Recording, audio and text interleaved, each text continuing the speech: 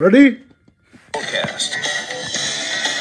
All right, the theme for our weather over the next 24 hours will be cold. So let's talk about some cold temperature records. Now, the first one of these records that I will discuss, we actually can no longer break. What happened is we actually had a high temperature early this morning, kind of snuck up on me, of 42 degrees. So this afternoon, I don't think we get to the low 40s. However, it does count because it was after midnight. So this coldest high temperature record of 38 will not be broken today. Now, one that could be broken, although it's a fairly low chance, would be the low temperature record for tomorrow.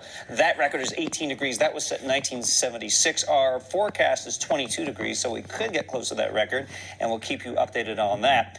It will be a cold start to the weekend with very chilly temperatures tomorrow morning. But by Sunday, it does start to warm up a bit. And then we're watching a system for next week. This one could have both rain and snow. It likely may end as a little bit of snow or ice early on Wednesday morning. We'll keep you updated on that situation. Way too early to talk about snow accumulations or anything like that, but certainly something that we're watching in the Pinpoint Weather Center.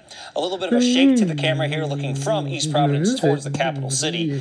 These numbers just look cold, right? 32 in Smithfield, 35 Providence, 36 Newport, 38 Westerly, and 35 on Block Island. Of course, you add these breezes to that, and it feels much, much colder. We have a sustained wind of 24 miles an hour in Newport, 17 in Providence, 16 in Smithfield. Here are those wind gusts. So if you're out and about on this lunch hour, maybe doing some errands, just be prepared for some of these breezes. Gust right now at 33 miles an hour in Newport, 23 New Bedford, and 31 in Providence. And that is putting the feel-like temperatures in the low to mid-20s. It feels like 21 right now in Smithfield, 25 in Providence, and 24 in Newport.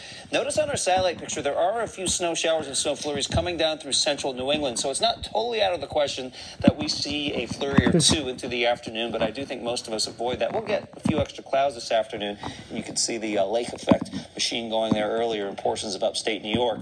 For our forecast, we'll bring those temperatures up another few degrees. That would be about it. Gusts continue around 30 miles an hour and then starting to taper off this evening. So let's show you an hour-by-hour forecast. Right now, these are actual temperatures, and generally will be in the mid to upper 30s for today. Now, let's show you wind chills. Actually, I'm going to quickly show you this evening's temperatures. If you're out and about for Friday night football, definitely bundle up. We're dropping into the upper 20s late night and then into the low 20s very early tomorrow morning, and likely tomorrow morning, the coldest morning of the season. This is a look at wind chills, so we're kind of rewinding the clock back to around 2 o'clock this afternoon. I want to show you the difference between this afternoon and tomorrow. So the feel-like temperatures this afternoon in the mid-20s. Now, we're going to take you into tomorrow afternoon. Note the difference. Wind chills in the mid to upper 30s. Is that a great Saturday afternoon? Is it that comfortable?